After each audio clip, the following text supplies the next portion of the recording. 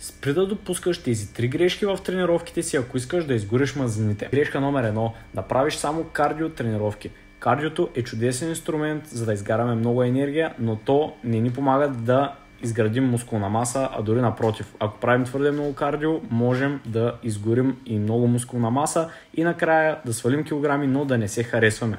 Което води до грешка номер 2, която е, че пропускаш силовите тренировки. Те са инструмента, с който ние помагаме на тялото да изгради мускулна маса и накрая, след като приключим с свалянето, да се харесаме как изглеждаме. И грешка номер 3 е да правиш упражнения, които целят точково горене на мазнини. Аз също съм правил тази грешка, да правя безкрайни коремни преси. Това нещо не гори мазнините по корема. Това, което трябва да направиш, е да се фокусираш върху базови, многоставни упражнения, като клек, лежанка, мъртва тяга и куп други движения, за да можеш да изградиш силата и мускулната маса. А мазнините по корема ще се стопят, като си в калориен дефицит. Последвай ме за още полезни съвети за влизане във форма.